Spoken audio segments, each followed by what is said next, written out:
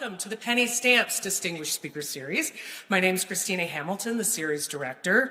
Today, we present artist, activist, and social sculptor, Rick Lowe. A big thank you to our partners, as today is very much a co-presentation with the U of M Institute for Social Research, or ISR. I think this is our first occasion to get to partner with ISR, so that is especially wonderful. The U of M Arts Initiative and the University of Michigan Museum of Art, or UMA, as we lovingly refer to it. And of course, our series partners, Detroit PBS, PBS Books, WNET's All Arts in Michigan Radio 91.7 FM. I actually just said Michigan Radio instead of it's now Michigan Public. That just rolls off the tongue. Today is very full of anticipation, as it has been in the works for quite some time, and yet there is still so much more to come. Rick Lowe has been in residence at the University of Michigan for over 2 years, supported by the Arts Initiative's Creators on Campus program and the Institute for Social Research. Throughout this residency, he has collaborated with students across the university in political science and at the Stamp School, and also with social scientists and researchers at ISR.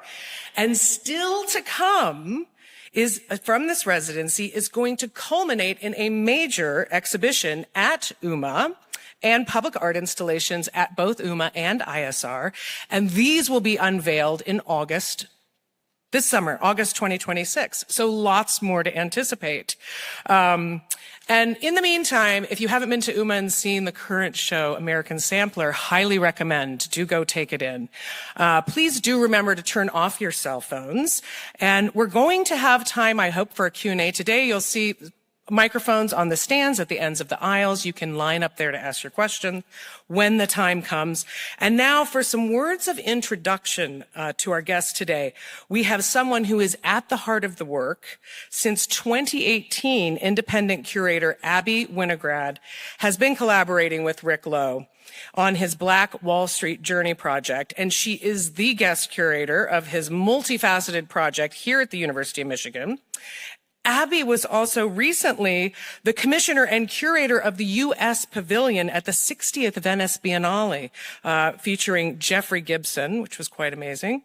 And she is the co-director and chief curator of Pueblo Unido Gallery in Chicago. So please welcome Abby Winograd.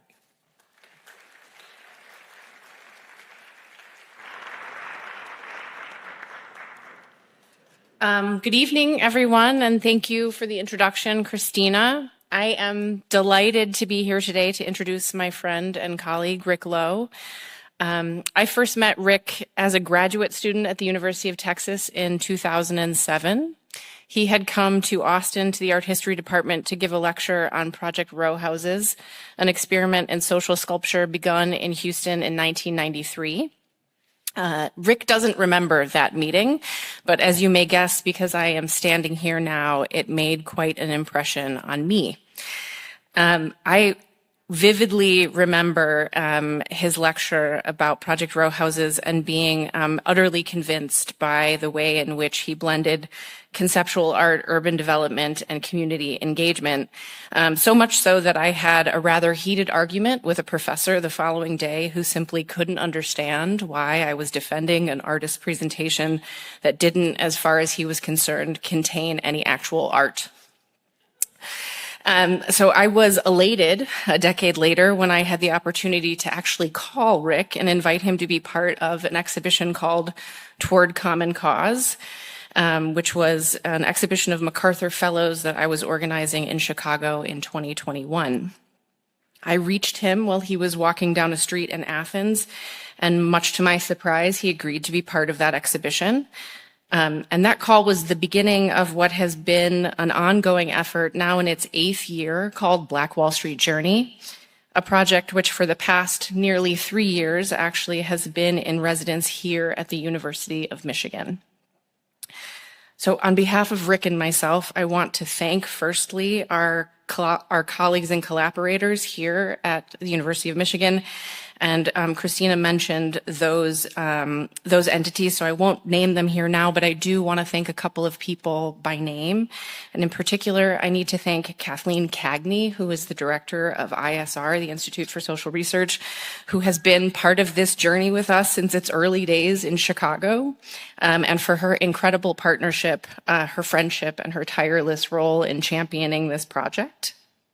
We also want to thank Tom Madden, Tom Crosley, Nora Insalera, and Malak Kalasho, Jenny Cardy, Erica Larson, Christina Olson, Mark Clegg, and professors Christian Davenport and Nicole Marroquin, as well as all of the students who have welcomed us, collaborated with us, and contributed to this latest iteration of Black Wall Street Journey. I'm going to do the next part really quickly because I promised Rick that I would be quick and that I would not read any lists. You can always Google him to read about his many accomplishments, so here goes. By blending his creative practice with deep community engagement, Rick Lowe has redefined the role of art in society. For over 30 years, he has pushed the boundaries of visual art, combining prestigious exhibitions with transformative community projects that use art as a tool for social change. With Project Row Houses, he transformed a series of dilapidated shotgun houses into a vibrant arts and cultural hub, creating an internationally recognized model for using art to revitalize communities and preserve cultural heritage. As a social sculptor and a painter, his influence reaches far beyond Houston. His works have been featured in major exhibitions worldwide. His paintings are in the collection of the world's most important museums. He has received virtually every award or honor it is possible for an artist to receive, all in recognition of his incredible ability to invite viewers to rethink the relationship between art and community, to harness creativity to rebuild and heal, for his dedication to integrating art into everyday life, and his unwavering commitment to fostering a more inclusive, socially engaged art world. So without further ado, please join me in welcoming Rick to the stage.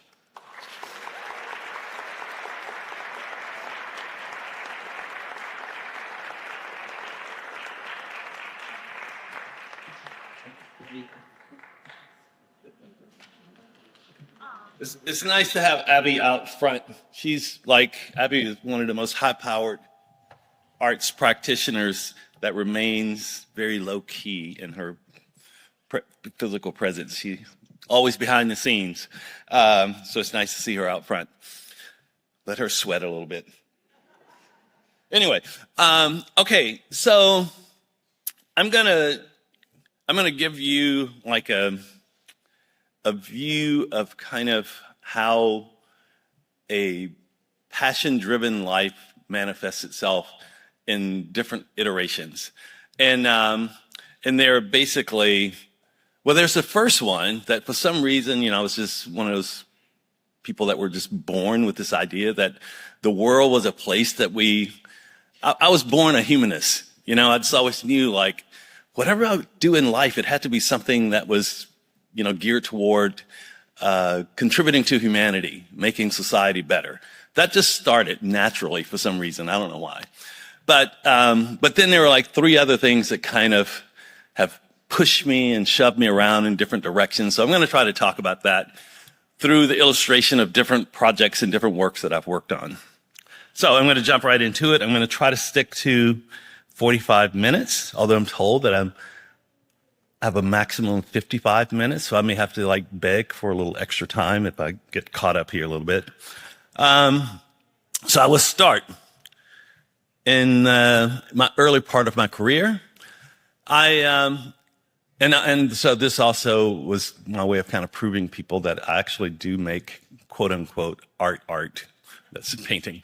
But so I started out as a young artist with this idea that, to contribute to society, we needed to be aware of the images and things that come into our lives and to think of them deeply. And most of this work that I was doing in the 80s was all images that were pulled from popular media. And I was interested in that because, and well, you can see it with social media, really a lot of this, but But back then, you could open these magazines like Life magazine, and on one side of the page would be photographs of children starving in some part of the world, some kind of disaster or whatever, and there's an article about that. And then on the flip side of it, you'd see like if somebody's sitting on a fancy car smoking a cigarette, looking like no problems of the world at all. And I thought, to me as a young person, that just agitated me. It's like, how can we live in a society where we just kind of so quickly dismiss, things that happen to people that are, terrible things that are happening to some people, but everybody else is kind of ignored. So I would try to pull those images out and reposition them.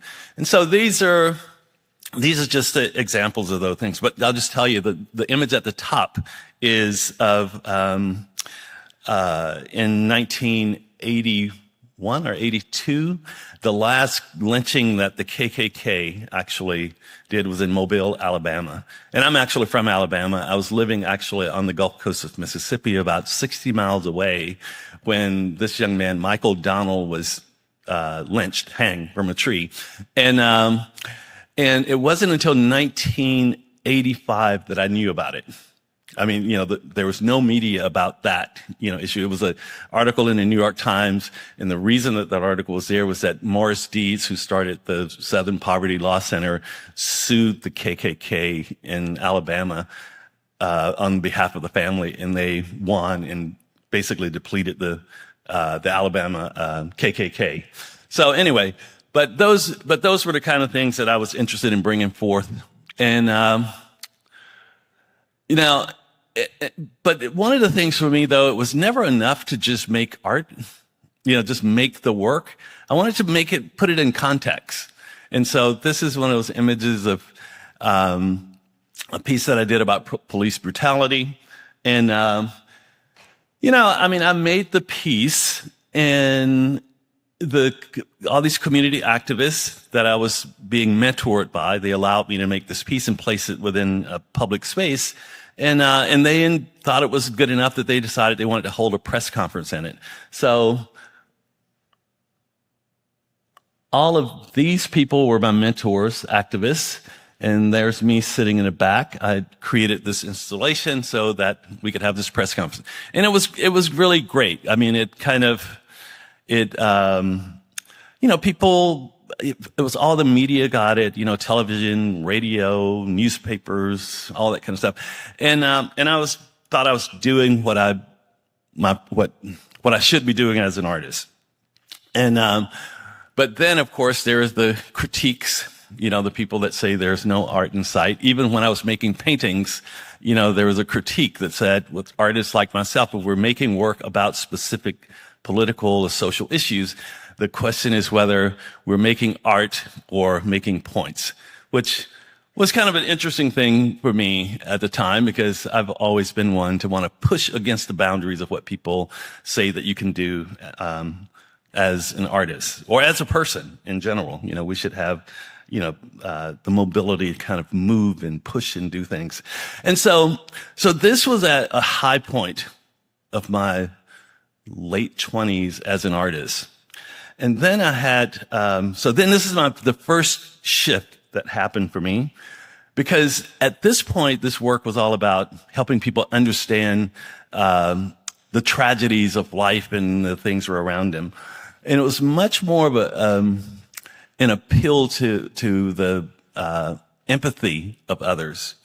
But then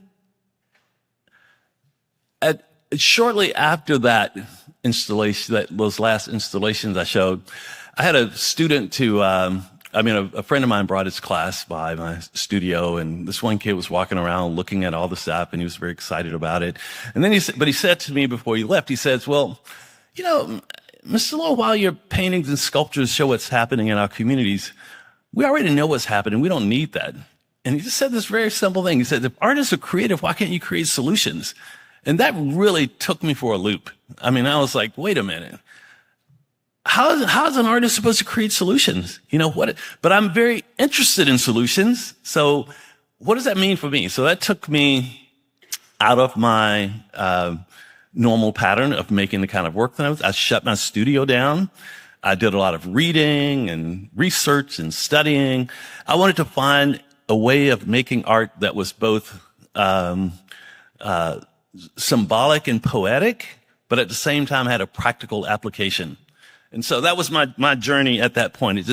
And also the other thing, what that comment that the student made, it shifted my thinking from, this idea of asking for empathy from people, but really trying to seek a way to empower people, and not investing or giving the strength for change to other people, but finding it within ourselves.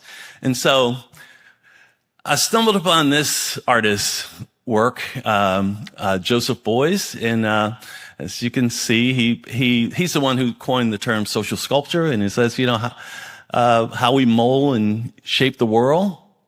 And and I was very interested in that idea of wow, we can think of the world as sculpture and we can all shape it together. And then he also said that everyone is an artist, and that was an interesting thing for me because,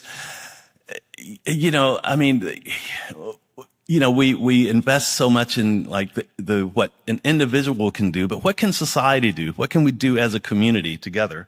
And that was the thing that took me into founding Project Row Houses, which was, and Abigail mentioned that in her introduction. I'm just going to go quickly through this, and also I'll say the things that I'm going to show you, all the little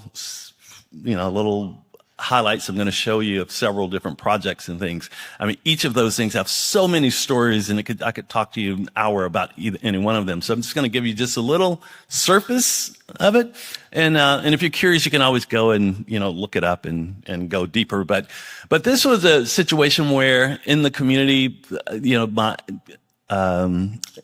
activist mentors, they were traveling through the neighborhood, looking at dangerous buildings, dangerous places where there's crime and stuff. And they were saying all this stuff needs to be torn down and all that. And I asked if I could go on the tour with them. They had city and county officials on a bus. They allowed me to go.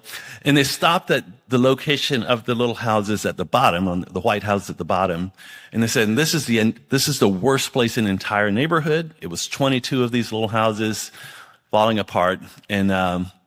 And I agreed with them until I kind of started to dream about this idea of this being a platform for a social sculpture project where I could come together with fellow artists and people from the community and so on and so forth to actually rebuild this in an imaginative way that embodied both,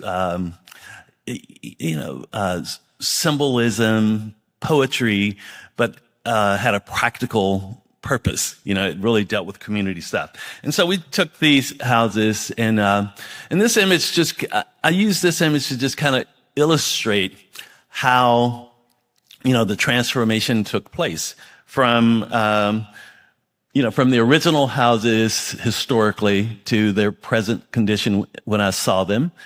And then the artistic intervention where we started to reclaim them by giving them a different value, giving people a different way to look at the houses with artworks on the outside of them, but also with the idea of trying to honor the architecture and start to rebuild them one at a time. And then getting museum institutions, community institutions to all buy into this idea. And everyone, we had this for the 22 houses, we had 22 different groups renovating each house. We called it the House Challenge. And it was a way of really igniting the city of Houston. So there were arts organizations, there were church organizations, there were sororities, fraternities, and all kinds of community groups that were adopting a house, and they were all kind of working together to build this to the point where it would become kind of it transformed from the worst place in the neighborhood to a beacon of possibilities. And that project has grown from the initial block and a half of 22 houses to somewhere around 7 or so blocks of property with 100 or something units of housing and commercial buildings and all that kind of stuff. So anyway, so that's, and that's a long-term project. It's still going. I moved away from it in 2018 because of some other things that were knocking at my door. And this is just an image of the placement of these houses in the context of Houston. So it goes through here, all through this area here, and then there's scattered sites throughout the neighborhood. This is another project, and I want to show you several of the social sculpture projects because you can see how they work differently. This one was one that looks at it looks at a neighborhood in Dallas, Texas, and that project was it was introduced to me. The opportunity was introduced to me through the National Sculpture Center. And they were celebrating their 10th anniversary, and they were selected 10 artists to do 10 sculpture projects. And they thought, oh, let's try this social sculpture thing. And someone introduced me to this neighborhood, Vickery Meadow. And it was a typical kind of Texas style, suburbanly designed, neighborhoods that are kind of apartment villages kind of things. And this place became kind of interesting because all this blue, all of these were apartment complexes. It was somewhere near 50,000 apartment units in that dense area. And if you're noticing, there's no commercial, no anything in there except apartments.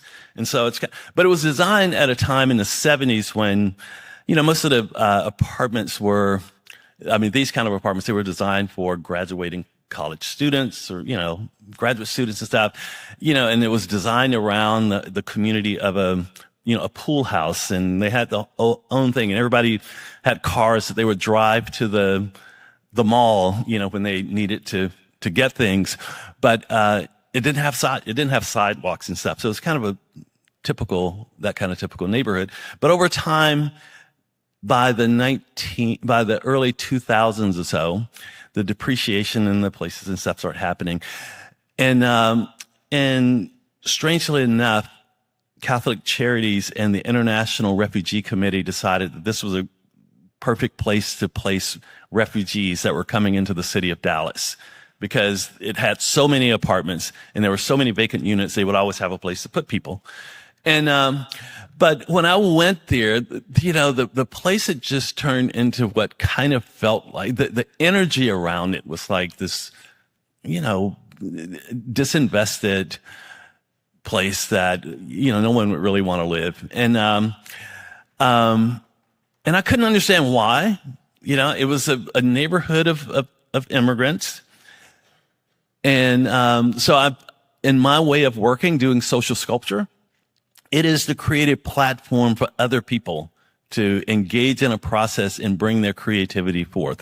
So when I show you the things of Project Row Houses, my role in that project was really just trying to find talent and energy and creativity and bringing it within the context and let those things go to work. Let other people become artists. It's not for me to do from start to finish. It's about me trying to find people that can bring their own creativity into the process.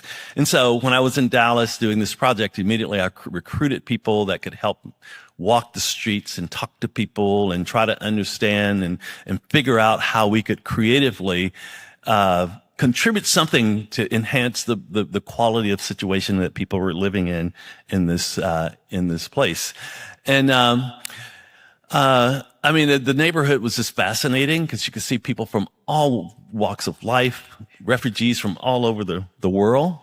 And one of the things that came up on the street talking to people was that someone suggested that, there's nothing for people to do here. There's no, they don't have cars to drive to the malls and stuff. They don't even have money to get to the malls. They're all trying to figure out what to do. And we would see people once in a while trying to sell things on the street. And someone said, most of these folks come from places that they have street markets and stuff. Maybe we should try to do a market. And so we decided that we would try to organize the community around producing things for a street market so that they could come together, get to know each other and kind of push back on that identity, the narrative that had been written about that community as being violent and all. And so we said we'll do a market, and we found people from all over the neighborhood, and eventually we had artists that were teaching people how to make things for the market. But then we found that there were so many people that were coming in that already knew how to make stuff, and so they made things, and we had this market. And there were people that were very nervous about the market. The museum, they didn't think it was a good idea because they said it's dangerous. People are not going to go there, whatever, and people are not going to come, and even people in the community felt that way. Until it happened, we organized the first market around food. We call it the Lucky Pot, and we had people from about 17 different presentations of food from different parts of the world, and you can see in the audience, I mean, it's just kind of a wide range of folks that are doing things. The second one we did was a talent show. And the talent show was really kind of interesting. We just kept having themes, one theme after the next. But the talent show was really just incredible because all those people, everybody came out. We thought, if we could get 10 or 15 people to participate, it would be great. Well, it ended up being over 30 or so, and the talent show wouldn't stop because new people kept coming up wanting to do it.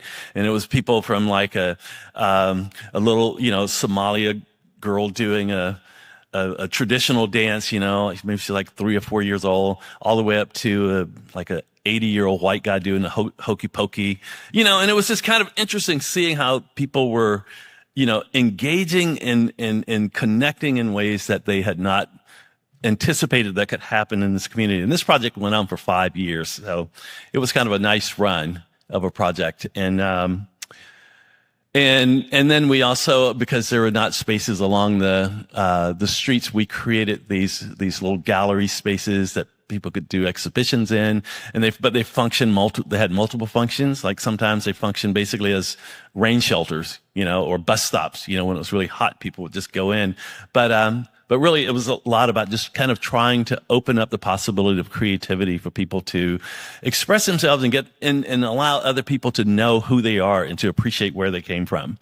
And then there's Abby said that she called me about the project that we were working on now together. I was in Athens, Greece, and I was there to work on a project through this big exhibition called Documenta.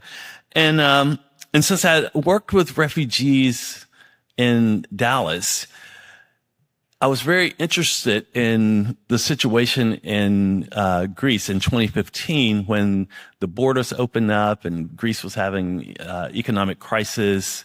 There were so many things going on in that country. It was so volatile, and there was a conservative, a fascist right-wing group that was coming in, pushing at things, and it was just a lot of tension. And so I wanted to explore that. And what I ended up doing was finding a group of people that I could talk to about, issues that were happening. And once again, I just saw that a lot of times in these kind of situations, it's just that people don't know each other.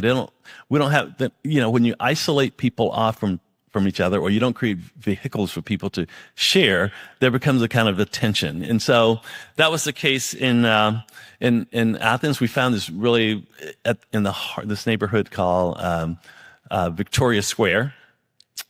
It was considered ground zero for the refugee immigrant community because, for whatever reason, all the immigrants that were coming into Greece, they were told that they should go to Victoria Square.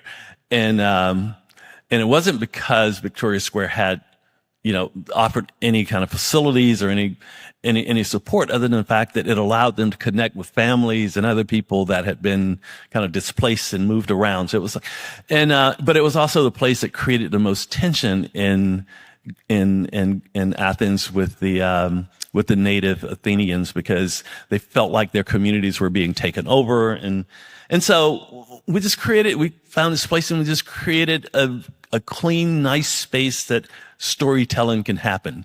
And so we worked with, artists from all over. This was one where artists wanted to do a little project with children making boats, and having conversations about their journey, from their native country, all the way to, music events and, poetry readings. This was a Georgian fashion show, And I think the one in the lower right-hand side was a celebration for Visa Vanca Day. I think these are from like Africa Night or something like that. I mean, we're just pulling these things together and giving people the opportunity to cross-pollinate on a daily basis. And it really, and I show this one just to kind of say how, I mean, people really are looking and struggling to find ways. And as artists, we can take those risks and we can kind of do things differently. Like most people say, oh, you host a community meeting. That's what the standard way of community engagement is or whatever. But, my way has always been to have these informal cultural things that allow people to generate the kind of conversations that they need and not respond to the kind of things that parameters I may set up for a community meeting. And so immediately the mayor of Athens really kind of caught on to that. This is the mayor who would come often to our events and make presentations, and ultimately even the current prime minister of Greece, Kyriakos Mitsotakis, who came oftentimes. I mean, he came on several occasions to participate, because trying to wrestle with this idea of, how do you get, people from different walks of life to come together, and what are some of the strategies to do that? And this project did a really, I thought it was a really interesting way of connecting folks. And this project also went on for five years. Okay, so now I'm at the next kind of shift and challenge to my thinking about what it means for me to be an artist and how I want it to practice. One of the things that I did a lot of in my community work, as I said, I'm not big on community meetings. I like social engagement situations. And one of the things I learned early on at Project Row Houses in Houston was that people play dominoes. And if you want to know what people are really thinking, get with them in environments where they're playing, and they're just talking, and you get to get so much more out of them. Because if you put them in a community meeting, then they all think that they have to sound a certain way, and they have to kind of, they want to sound smart and all this stuff, But if you get them at a game that they're just playing, they'll tell you all kinds of stuff. So I had to figure out how to play dominoes, and I did figure out how to play. I'm not very good, but I figured out how to play well enough to be able to be in the company of others. In fact, I didn't point that out, but in the images of the project in Athens, Greece, it was a group of Albanian men that welcomed me into the Victoria Square community and protected the project for the first year when this whole fascist thing was going on. I saw them playing dominoes. I saw a group of people playing dominoes. They were speaking a language I didn't understand, but I just went over and I watched and I listened, and they played differently than I had learned how to play, but I kind of figured out enough that at some point I just kind of, they had finished the game and they were waiting on the next people, and I kind of said, hey, can I play? And they looked at me whatever. So I sat down and I played well enough that they didn't kick me out. But then afterwards, I start talking to them about this project that we were doing and how, I was trying to create a situation, a safe space for community dialogue and this kind of stuff. And I was worried though, because the the space that we were using was a space that had these big glass windows. It was open space, which there's not a lot of that in Athens. And one of the reasons for that is that, either the anarchists or certainly the Golden Dawn, the fascist group, they bash windows a lot and that kind of stuff. And I was like, yeah, I'm a little worried about this. People said I shouldn't use this space. And they said, no, don't worry about it. We'll take care of it. And they moved that domino game to front of the building, and nothing ever happened to that space. So anyway, so this idea of dominoes and, and building community stuff became a big part. This was something that became important for me, not for the fellowship and community engagement, but also I always found the games, the way the dominoes fit on the table, I thought they were interesting. And so I would always, at the point I ended up getting an iPhone, I would always just take photographs of the games as they would play. And at that time, I had no clue that this was going to open up an opportunity for me to go back to something that I really loved, but I'd never had this opportunity to focus on painting as something that, from a strong aesthetic standpoint, all my paintings prior in the 80s, the ones that I showed you before, that was all so heavily driven about, specific issues and trying to generate a kind of empathy from people and from looking at those images. But after doing this,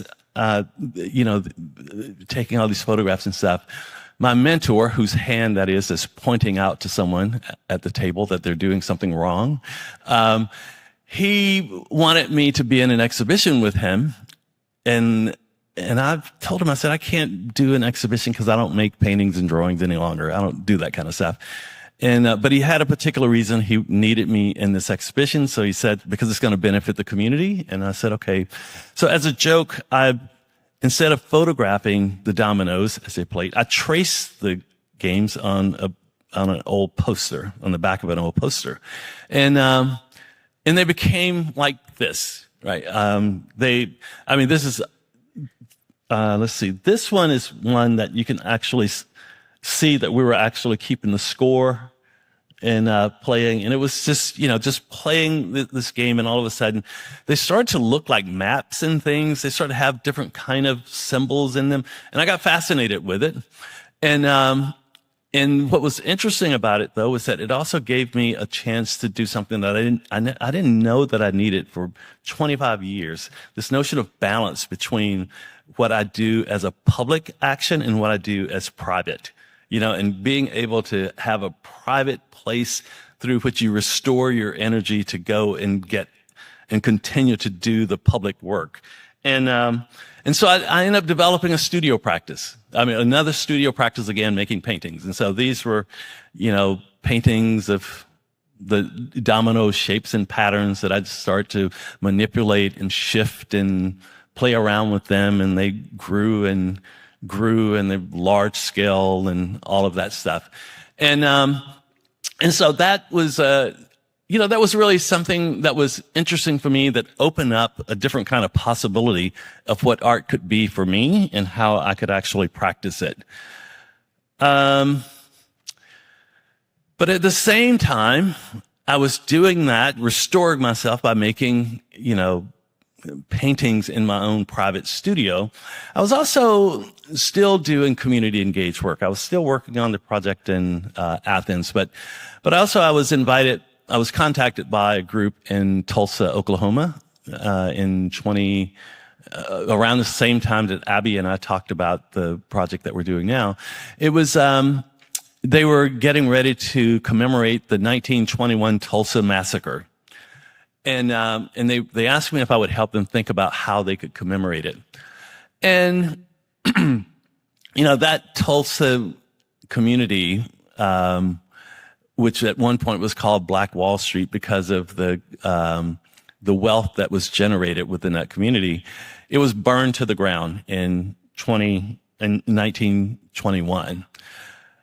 And I like this image of Black Wall Street here in the Greenwood neighborhood. But the Black Wall Street, it's like for Black people to say Black Wall Street, to say Wall Street, a wealthy Black neighborhood, it's not about being compared to Wall Street, but it's about the aspiration of our community to sustain itself and grow itself economically. And, and I've always loved that image of how, it's very humble. Oftentimes when I show this slide, the next slide would be a slide of, the bull in Wall Street, that kind of, boasting of power and all that. But this is very humble, but it's a process of movement. And so this is just an image of when, it burned, and it literally burned to the ground. And I went to visit Tulsa, and I knew a little bit about the Tulsa massacre. But at this point, remember, I've shifted my way in my thinking about the work that I wanted to do from the notion of trying to generate empathy from others, but trying to figure out how to empower people, to manifest the kind of world that we want. And so with that, I thought the commemoration was just something that was going to make people feel sad, maybe make some people feel good that they were able to participate in and honor that time and that kind of stuff. But that wasn't interesting for me. So I didn't really want to do it until, one day I was walking down the street there and I saw a building on the street where the neighborhood had burned. And at the top of the building, it said 1922. And I asked him, I said, well, if everything burned in 1921 and made 1921, how is this building here was built in 1922? What's up with that?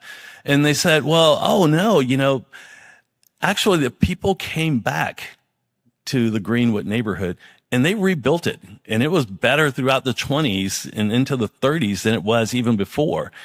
And to me, I was like, oh, that's the story. To me, that's the story that I really want to be involved with talking about. The massacre, yes, I understand, and I have all the kind of feelings that people feel about that.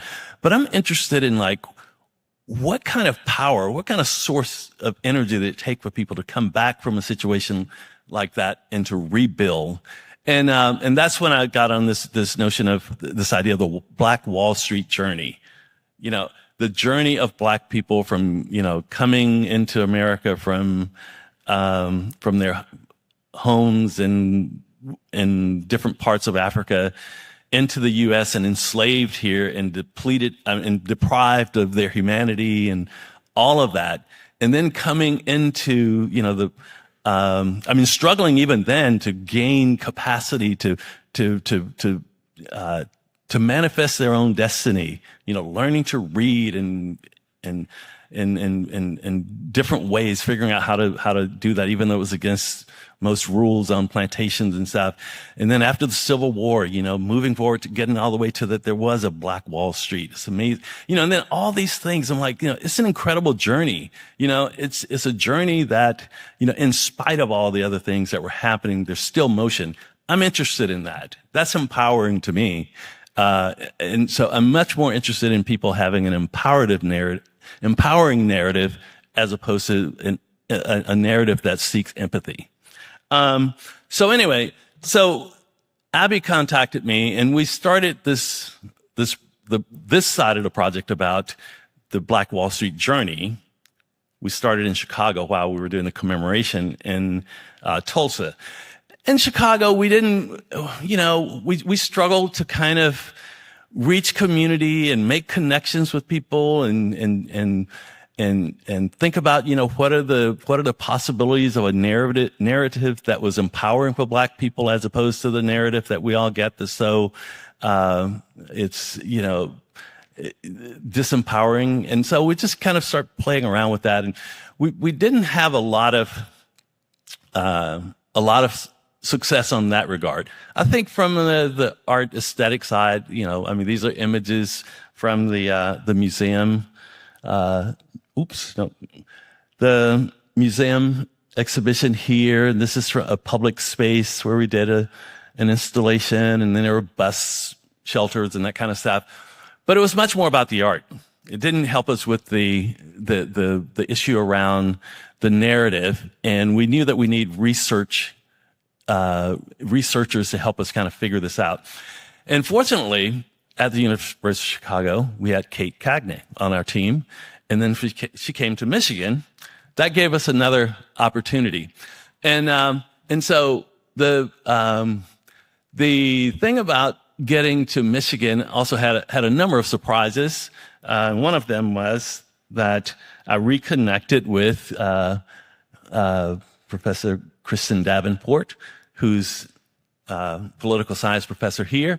And, and we started to just kind of talk about this idea about what would it mean? And then, of course, the Arts Initiative and UMA and all, and with Kate, with the ISR, kind of pulling together this collaborative, it gave us the opportunity to really look deeply into this idea of like, where do narratives come from and how are they created?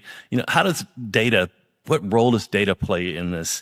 And so we've been on this journey, with students. This is from our first class, which was really amazing, thinking of students as collaborators and allowing them to think freely about the topic and challenge us in situations. One of the big shifts that happened when we made it to Michigan on this project was that I had been pretty hell-bent on the idea of Black Wall Street journey being connected to this idea of the economic journey. And as we started to talk and speak in this class, it became evident that the economy is a great measure of some things, but it's not a measure of the quality of life that people live. As I start to think about it, think about the fact that, you can have great wealth, but if you don't have good health, then the wealth means nothing.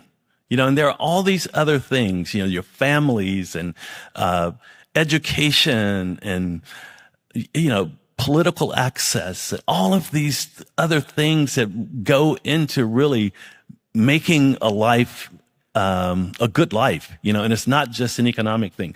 So I have to attribute that to that first group of students that we worked with to help us kind of push ourselves beyond, this idea of it just being strictly an economic, issue. But we also challenged the students in terms of making things. Many of these students, I don't think any of them were art students, but they were making collages and stuff, trying to figure out how to express these ideas that we were discussing in the class. And then this is a second semester with another group of students, actually many of them the same students, in looking at and talking about things about like what kind of information that we think would be helpful for people to understand or create a different narrative. So we start making these book covers about books that people wish had been or they thought would be helpful if they were written. And so we worked with these students and then the next step came along when after, working with the students and talking to Kate and going on and on about, how we, what we were doing with the students, but how do we get this into the research world? We can do in the art world just fine, but how do we get into the research world? And that's when she introduced us to PSID, and we started our look into their data sets and trying to figure out how we could get them to look at their data and pull things out that can help us see the progress of people. And one of the important things about finding the progress of people was, their data sets cover a broad range of people, ethnic groups and that kind of stuff, races. But we said, let's just look at what Black families have done in your research. Just doing that makes a huge difference, because what you're doing is you're measuring the progress of people against themselves and not against someone else. And, and that's been the biggest challenge with, how the narrative of Black people is generated, because whenever you say something like, Black people have, a low of 6% unemployment.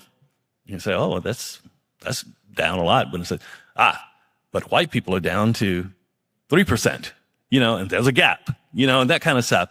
And so, we wanted to just say, well, let's just look at, where Black people are and see how we can function in that way.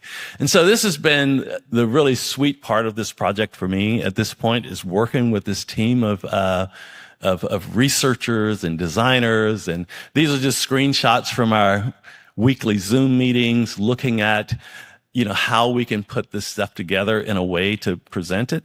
And I'll tell you, this image though comes from something that I got a little curious about with the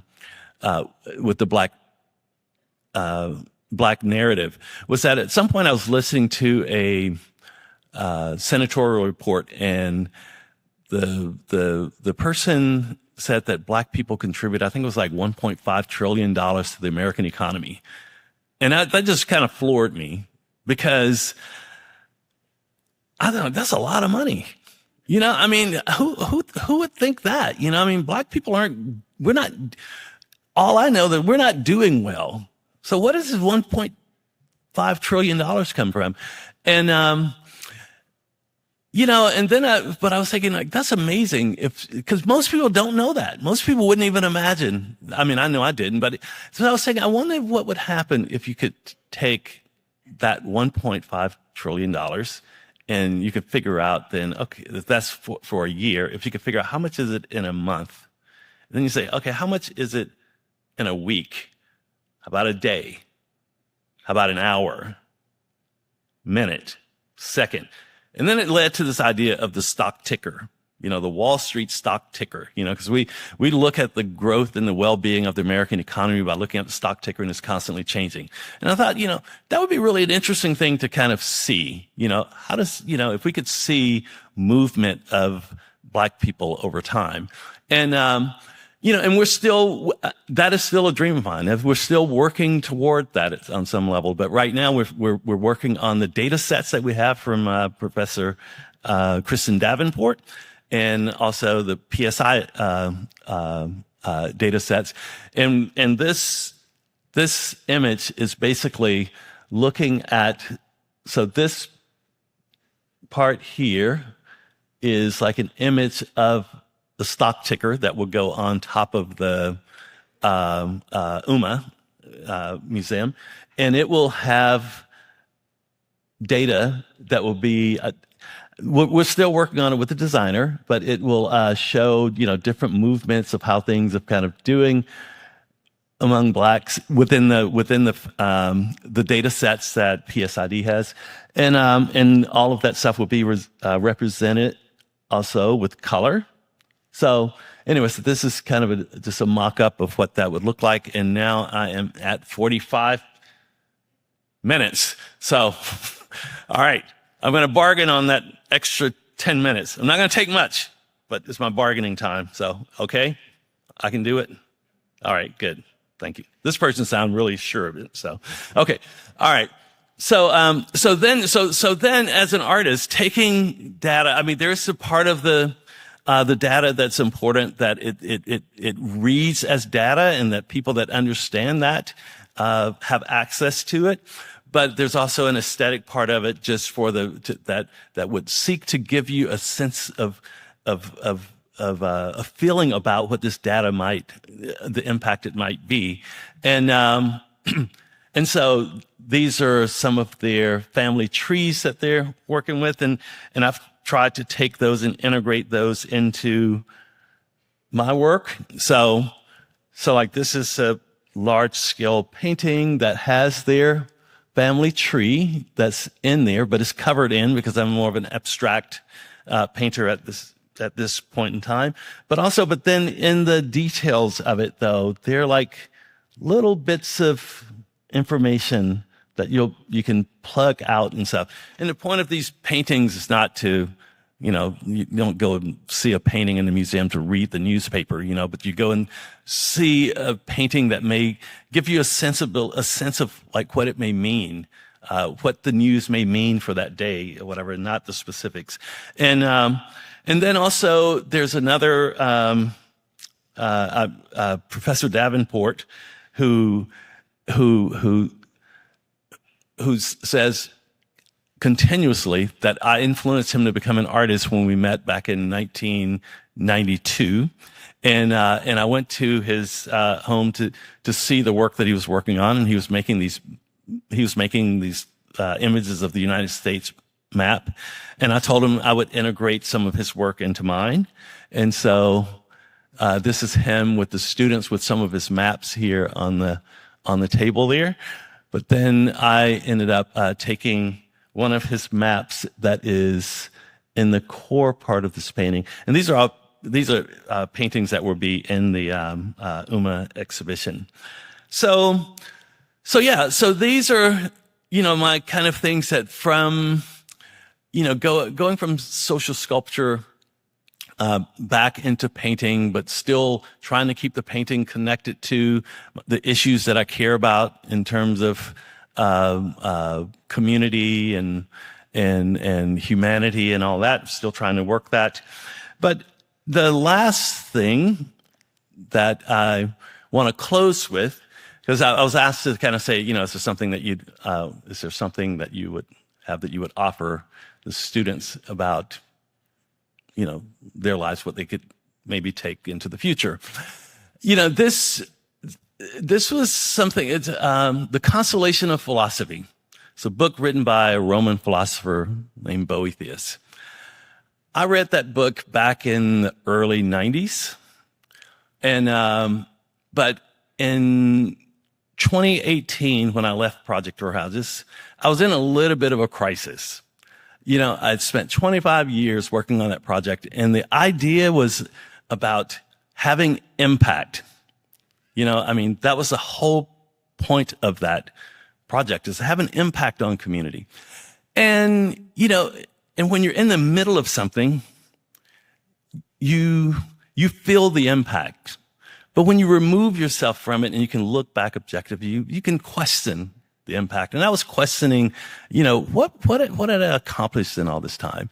And I went back and I was cleaning some things in my studio, and I saw this book, and I thought, oh man, maybe this book has something for me at this point.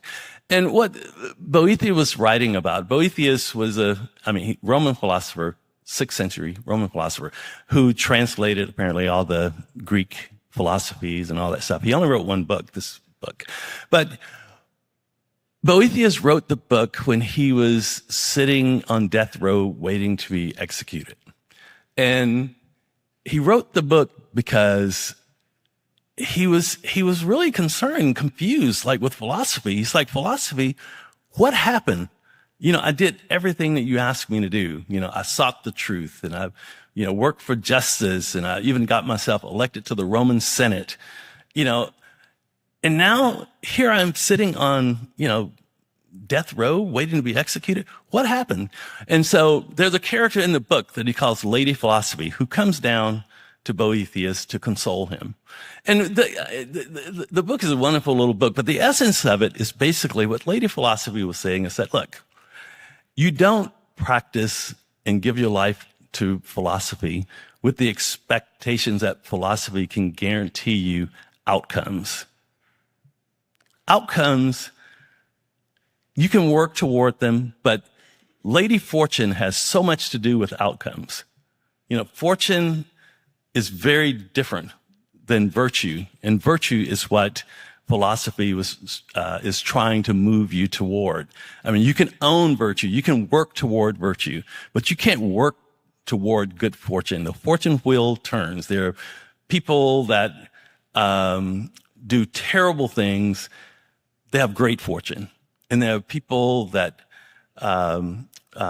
do great things and they have terrible fortune. And so what I take from that, and what that did to restore me a bit in my journey as a humanist in trying to work toward things better in the world, is that the most important thing is to seek to do the thing that you desire to do the best that you can do it. That's the reward.